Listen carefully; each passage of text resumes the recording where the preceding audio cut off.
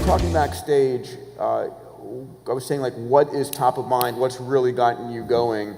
And your answer was deep learning. So let's talk about that. Where are you seeing deep learning? Where are you investing? What does that mean, and what's changing the world there? It's a difficult subject to broach for the non-engineer, but I think it can be done, which is, I think just deep learning and machine learning in general are a class of new techniques for how we do engineering. I think we're getting a taste of what the future of all engineering might be. And so these are algorithms, as many of you know, that'll let you learn how to do something, either pattern recognition or binning things into classification groups, and it gets applied to every product you know of that Google's doing, just as a thought experiment. So almost anything you've ever heard, even the weird stuff that Google's involved with, it's based on deep learning. And what is fascinating to me is the breadth of industries it can be applied to. So you've seen it, of course, applied to medical imaging, autonomous cars, credit scoring for financial risk, anywhere where you have a bunch of data and you want to make sense of it. So it's sort of the secret sauce that makes big data less than a big headache. It's sort of how you can make sense of something beyond human understanding. So to me, what's exciting about it is, it's how we're building complex systems that exceed human understanding today. Yep. It's how we build diagnostic systems for cancer or for whatever. And then in the future, I think it's how we're going to get to a future path that's believable to how you get to AI, generalized AI. And so for both near-term pragmatic purposes as well as long-term, like, wow, this is the future of how we'll do engineering. I might summarize by saying I think it's the biggest advance in how we do engineering since the scientific method itself. And it's self-referential, right? It's going to help us actually learn how to do itself better. That's right. And so this is part of the massive accelerations we're going to be seeing. So you're seeing deep learning in your chipsets. That's right. We invested in Nirvana, which just got acquired last week by Intel. Which is cool. And we're going to, one of the things I keep hearing is that we're going to see deep learning embedded in everything. That's right. So your earlier comments is a subtle but important one. People talk about a hard takeoff in AI where if the code is reentrant or can modify its own core, then when it gets to a certain stage, might just run away. I don't think that's going to happen, but I do think you can use deep learning to optimize deep learning, which is kind of subtle and important. In other words, of all the parameters, if you're simulating a brain, you might say, well, what happens if the fan out is larger, or the update frequency is different, or the sigmoid function in each neuron equivalent is different? Well, to find the optimal point, you could run learning algorithms on how you learn, like it's learning how to learn in a way. And maybe a simpler to see example of that is when AlphaGo beat the human Go player. The way in which Google trained, and the DeepMind team at Google trained the algorithm that was learning is to have another deep learning algorithm play itself. So in other words, it's long past the point where the human can train the machine can train the machine more quickly and effectively. And by simulating it ad infinitum. We're going to see this play out in new drug discovery. Mm-hmm. We're going to see this in the materials genome, creating new materials, maybe room temperature superconductors. We're going to start to see an explosion of things. Let's jump to space. So we're going to see the Falcon Heavy launch probably this year. Mm-hmm. Fingers crossed.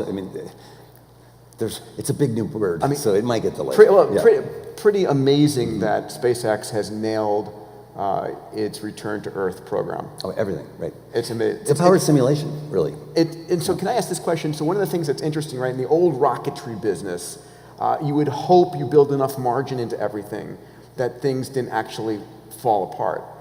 But I would imagine that, Falcon 9 has enough sensors on it that it knows, and its chance for aberrant behavior is probably very rapidly going towards zero. It is interesting. So I don't know if I would take the bait of that last statement if it ever goes to zero. I hope it does. But it's certainly a lot better than any prior design cycle where, in the Atlas, which is the last major US rocket program, when it took 13 failures on the pad before they finally got a cadence of repeated success. And the number of things that have worked the first time, I sort of made a passing reference, I think is a tribute to simulation, right? The ability to run incredibly better simulations today than before is one factor. Of course, just good engineering is another.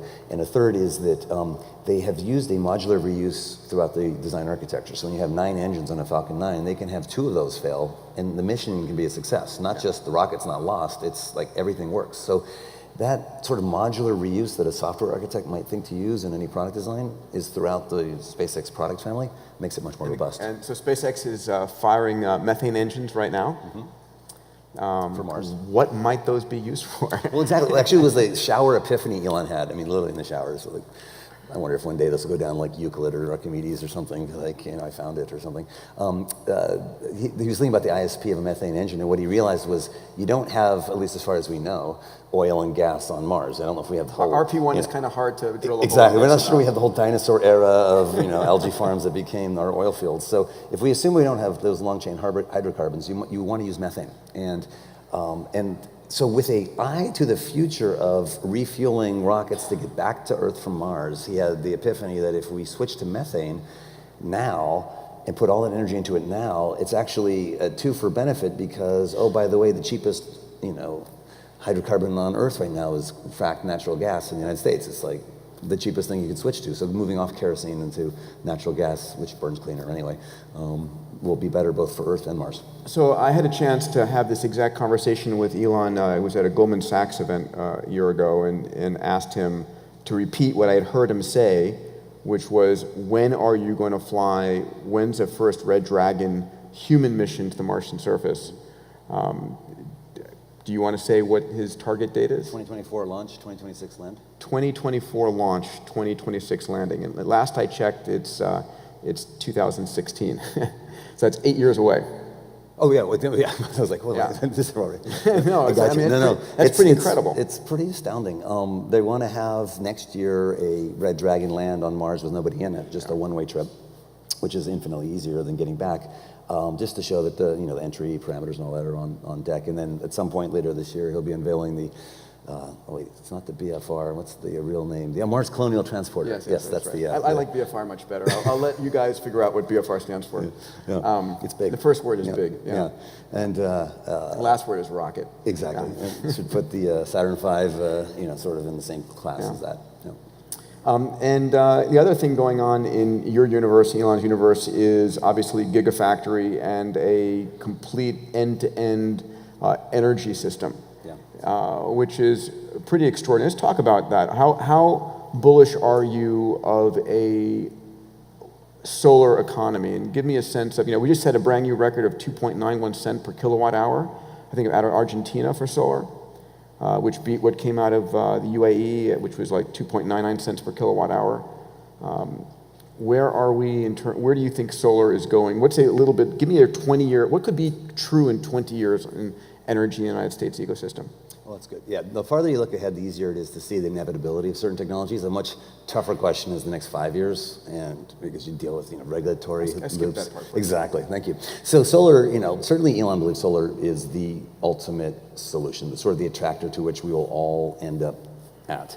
And I temper that personally a bit to think that new nuclear technologies, if we could just wave our hands over the regulatory dichotomy, sort of the completely different standard for safety and security that we apply to the nuclear. Exactly. Thorium reactor. If we regulated those the same way we regulated coal, is it dangerous to the economy? Are there externalities? Does it pollute the air? What are the risks of catastrophe? If you just apply whatever the framework is, use the same framework for coal as you do nuclear, then nuclear would be able to flourish. Of course, I doubt we'll actually do that. Are you invested in the small nuclear systems? I wish we had. So we looked at many. And the reason including fusion, right? Yeah, a bunch of fusion companies, a bunch of small nukes. It's amazing that there are a number of fusion startups in the valley. Right. I would have never thought that before. But the part that worries me is that I'm not sure if the big checks are going to come unless somebody can unlock the regulatory bottleneck, because the sheer number of time for commissioning and getting everything done you need to do is such a daunting element. I'm not sure if the investment will pencil out, if you will, for those that aren't just the blind believers, if you will. Yeah. So, but I hope it 20 will. years. My point is, I think it needs to. It's a technology we need in the interim. Like every time China builds a new coal plant, it's ridiculous. That should be a new nuclear plant, right? So give me a min max, low and high. What percentage of the U.S. economy's energy is from renewables in 20 years? I don't know. The reason that's hard for me to forecast is that there's a lot of adoption curves, capital expenditures, policy forecasting. There's a lot of people who've done a better job than me. So I'd be out of my element. I could whip out a number, pretend like it's a confident number, but you wouldn't want to listen to what I have to say on that. Okay. I think it will be an ever-increasing percentage, right? It's crossing 50% already in California as renewables. And by the way, that makes every electric vehicle more clean as time goes on, retroactively, which is kind of neat. But in the long run, again, you go out 50 years, it'll be almost entirely solar plant going forward. I believe we want a nuclear regime for a variety of special cases, be it spacefaring vessels, be it the first power supply that you might want on a Mars or lunar colony, because building enough solar capacity to do the kind of in situ resource regolith conversion would be much easier if you could have remote nuclear to just get it started and then switch it over to renewables over time. Autonomy. So machine learning gives us autonomy almost every place that we could want it. And robotics. Are you investing in autonomy and robotics these days? For sure. What are you most excited about? Yeah, so Rethink Robotics is this humanoid robot that you program just by moving the arms. My son Sawyer programmed it and out of the Baxter. box. Exactly. You don't need to read an instruction manual, just like the Apple II. Just start playing with it. And so that's an amazing thing. China's buying them by the That's interesting, hundreds. right? So the biggest customer for Rethink Robotics, which is sort of $4 an hour robots, is China, because China's labor rate's going up, and to maintain a manufacturing base, they need to have cheap robots. It's kind of mind-blowing. You think of China as like the low-cost labor place, Yeah. but they have 100% employee turnover at some of these factories. The places they're doing the we see robotic. We see suicides. Exactly. The work is robotic. It is inhumane. It's not something you would wish on your children or any human being to do in the long run. So, sad but true. And these human robots, the reason they're in the humanoid form is they literally could sit in the seat that a human is currently sitting in, and they have the same reach, speed, precision, accuracy as the human. They just don't stop. They go all night long. Right? No girlfriends, no boyfriends, no drug testing. That's right. Yeah. And this 100% employee turnover is, around Chinese New Year, they go back to their families, and often they don't come back to the same job, and the turnover is insane. So, and it's a doom loop on the human side, because they've fractionated the work into such meaningless pieces that they can substitute a new person in for the one who leaves, but that also means the job's not fulfilling. So that's one. Everything that is a new vehicle is going to be a robot. So the Dragon spacecraft at SpaceX, that's a robot. The Planet Lab satellites, they're robots with telescopes attached, and I'm sure with planetary resources. Of course, every plane in the future should be autonomous. We wouldn't need the TSA if we just got rid of the cockpit. So what do you do with the cabin, with the cabin where the pilot and co-pilot sits up there? That would be amazing first-class lounge or bar area. That's a great idea. I love that. Actually, think through this for a second. If there's no ability to steer the plane from on board, it's a really dumb place to go to kill people, because let's say you're under video surveillance the whole time, you use the biometric to get on, and let's say everyone on the plane may have weapons. Why not? Let everyone come on with any weapon they want. You're less likely to have a bad actor get away with something, sadly, versus a theater or a other shopping mall. I mean, it's sad to think where you can kill 200 people. The idea that you wouldn't do it on a plane, right? The idea that you have a human driving a plane is insane. And in fact, they don't. They actually don't fly the planes. Right. It's taxiing on the runways. That's the only reason you still have a pilot. That and pilots' unions, of course. Yes. And taxiing can be teleoperated at each airport. So planes will go that way. Cars, we're going to shift to mobility as a service. I think soon, if not already, no one debates the inevitability of electric vehicles, that every vehicle be electric. It's no longer debated, I think, within any circle of people who know anything about the industry, and soon the population, let's say within 5 years, nobody in any major market would debate, oh yes, all vehicles will be electric. Check. What is the I think the next one is all vehicles will be autonomous. It takes maybe another 5 years before people agree with that too. Yeah, I think it's a lot faster than that. We're seeing. No, I'm not saying the technology adoption. I just meant the socialization of the idea and the number of touch points where you've been driven by a robot, and you're like, of course, this is the future. So what is a crazy idea that you believe is true that most people don't? Anything else in this? I've taken a lot of them so far, but I know the classic Peter Thiel question. Let me think.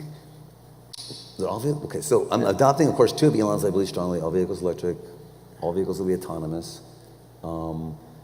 Maybe the one that most people would not agree with is that I think the majority of engineering will not be done in a way where people understand the products of their creation, that it'll be more like an act of parenting than programming. Interesting. And that might take more like 10 to 15 years before that sentiment is widespread. But I made a statement earlier in my remarks that we're entering an inflection point in innovation, and we haven't seen anything yet. That's always true, though. Do you agree? Well, but no, an acceleration of our innovation growth. But I don't know, there's no knee in the curve. I think as long as you put it on semi-lug paper, it'll still look pretty straight. One of the things you and I have talked about before is the value of intellectual property when the rate of innovation But I think I'm agreeing with you. I think that everyone will feel like we're entering an era like we've never seen before, that like the next 6 months will feel like, my God, compared to the prior, let's say 2 years, and so on. And I would also add that almost any new product or service that feels magical when you first experience it is probably based on deep learning. Whether it's a voice recognition system that really works and understands you in a weird way, or the car that drives you, or you name it. They're all based on the same thing, because they're intelligence in a box. So let's open up for a couple of questions here. from the audience. If you have a question, please raise your hand, please. How far off is that in your view, quantum AI? We were having this conversation in the back. Yeah. So, but not exactly how far off I think it is. I know that there are people working on it, like Jordy Rose, who formerly was a co-founder of D-Wave, has got a new company, Kindred, that is trying to build a human-friendly, or at least human-comprehensible AI by embodying it in a physical form, which I think also may hinder its speed to market. But part of that pivots on how fast do you think quantum computers are going to be available in power and capacity that would be useful, right? Other than just accelerating the learning. So first off, D-Wave, which I'm on the board of also, as full disclosure, has a machine learning capability and some sort of restricted Boltzmann machines and other areas in machine learning that could be applied today, but there's still a lot of theory work that's being done on how you apply it most effectively. Google's been working on it for over 10 years, and even as early as 2009 said that their D-Wave computer helped them in machine learning more than their entire data center, and more recently they have shown 100 million-fold speed up over their data center using a D-Wave quantum computer, but in some specialized applications, not in the direct path to what you're describing. So just roughly spitballing timelines, I think in about the next 5 years, the algorithms and the number of qubits that will both be available will be really useful for those applications. And then it's a little harder to predict when does it become sort of, if you talk about more than specialized AIs. So first off, specialized AIs, it's already happened.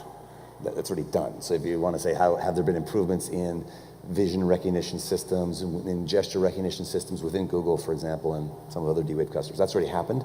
But I'm guessing you mean more generalized AI, like, let's say, equivalent to human or something greater than that. There I'd give it a little bit longer, just because the training modalities and how to create the hierarchies, I'm not sure if it's all figured out, partially because I'm not directly invested in a company that's making that their primary goal. I'm invested in a number of companies that are working on the building blocks for that feature. And so I'm confident about the building blocks being there. On the other algorithm parts, I don't know. Because in a sense, we're recapitulating evolutionary biology and the history of our own cortex and its development in a much compressed time frame. Some of this iterative algorithm work does require iteration, and I think we also, as a development agent, if you will, the agents of intelligent design in these AIs of the future, I think we're going to slow the process down in some ways until we fully figure out how to accelerate the evolutionary process itself. Next question, one of our trustees. I can keep going. One of our trustees and investors, Naveen Jain. Mm-hmm. Hey Steve, you love Elon, you believe in Elon. What do you think of the idea of living in a simulation? So the question was that I love Elon. What do I think of the idea that we live in a simulation? And the reference between the two is, for many years now, Elon's been fascinated in side conversations. I remember even in Texas, we were on a bus talking about this, about evidence that we live in a simulation. And I think it's really compelling speculation, of course, because there are some academic papers on how we might prove whether we are or not, but it's just a fun thought experiment. Like, for example, if you were a game designer, this is a discussion I had with Elon, so these are ideas he likes. If you were to design any sort of immersive 3D experience, whether it's AR, VR, or just any kind of gaming today, there are two dimensions that you have to, in a sense, mathematically simplify. One is how small can you go? What is the sort of the pixel of your world? If you're in Minecraft, what is the smallest block size of anything can be? And on the other spectrum is how far out into the horizon can you look? And in any game, they sort of fuzz out. Either you get to the ocean, and it's just kind of clouds in the distance, and you can't get there, right? And so isn't it weird that in our world we have the speed of light? For no particular reason. We will probably never get to, in any meaningful way, the places that are twinkling in the night sky. We could explore our own solar system, no doubt, but as a game designer, this is kind of a convenient hack. Similarly, when you go small, why is it that there's a Planck length limit? There is a voxel, a 3D pixel of our world. In our physics, nothing can be smaller than that. There cannot be anything smaller than that bit size. Why? Why do we have this weird quantized, sort of quantized floor in the world we live in? So there's that, and it's wonderful teleological and philosophical source of almost religious, sort of religious belief within technological systems that I find interesting. Because you map on all these notions of, well, I want to suck up to the designer. I think her name is Martha. Martha's done a really good job designing our world, and every once in a while when I see beauty in something that seems like coincidence or deja vu in the Matrix, I'm like, oh, Martha, nice job, you know? So I for one, am convinced that we are. I think at many nines that we are living in not even in an nth generation simulation. Sure. And we'll create another one again. Is that, it's not too far in the future we can make realistic simulations when we do, we'll make millions and billions of them for a variety of reasons. If you think about that future world, how do we know we're not in a root world today? Like, why it'd be more likely that we're in a simulation? That's kind Speaking of that, Dr. Harry Clore. Yeah. So you just mentioned kindred. How far in the future do you think it will be before we see a plethora of humanoid robots walking around the streets? It's interesting. Andy Grove, when asked that exact, not Andy Grove, excuse me, Bill Gates, when asked that exact same question just a year ago, said he strongly believes it's 5 years. And I thought that was a little short. And specifically in Japan, with in his case, the benchmark of able to carry a person from a bed upstairs to another location, sort of a home healthcare application, full humanoid robot. So, traversing stairs, heterogeneous environment, not in a workplace. I hope that's right. I would have guessed it more like 7 to 8. We have OpenAI now working on basically programming robots for the home. Oh, absolutely. Yeah. I just think about the physical design cycle, and even companies that I've been seeing like Rethink Robotics or Planet Labs, when they're the best I've ever seen, a new hardware design, for example, every 6 weeks at Planet Labs, every 6 weeks, new hardware design. It still takes time to get a number of those elements optimized. Of course, if it's entirely off-the-shelf parts, maybe the whole thing is it's a software, harness, and that would be the way to get there quicker. We have in the back, number 1. Sure, number 1. Try again. Several of the things that you have mentioned point to some discrepancy to the way we teach students and what we teach them. If you had to change something in the higher education system or engineering education, where would you start? Higher ed meaning university level? Yeah, a lot. So I'm on an advisory committee to the Dean of Engineering at Stanford, and we were just talking last week about this, and it's the things that I've been pushing, and I think Stanford is considering amongst their vision for the future of engineering, is that I think engineering will infuse more and more of the disciplines, certainly a science/data-centric approach, whether it's English, humanities, you name it. Almost every academic discipline could be improved with the application of some of these techniques. And a lot of the fear some universities have that the CS department is growing as ever greater as a percentage of the student body. I think it needs to just suffuse through all those departments. It'd be kind of like saying, how could a modern researcher decide not to use computing of any kind and yet do their work? They'd be hamstrung. Similarly, in the not too distant future, to not use some of these data analytic methods and to do science will be somewhat compromised. I think the rate at which you form new academic disciplines needs to rapidly accelerate. So universities, I think, need to have an incubator-like program to rapidly experiment with new combinations of formally discrete domains to find what is really the bioinformatics study. What really should we look at biomechanics? The bio, and then put a word, there's probably gonna be 14 different degrees one could get. I think there already are at Stanford if you look at all the individually designed majors. These new fields are so much more compelling for students. And interestingly, they have a 50-50 gender mix unlike certain other areas. It's like there's a universal appeal to some of these new forms of study. And so the idea to do rapid experimentation, I jokingly told them also that you need to figure out when do you kill a department, when is like economics, just get rid of it. Like it's just proven to be a bad idea. I say jokingly because there's, almost anyone who gets a PhD or rather a prize in economics usually ends up with ideas that are just wrong. And at what point do you admit you're wrong? And how do you vet and remove a department altogether?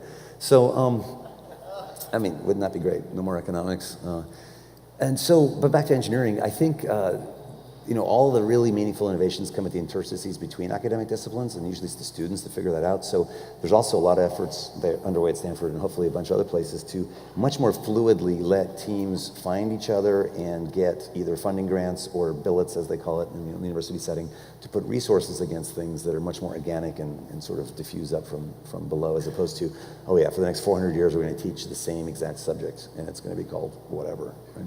Yeah, I think it's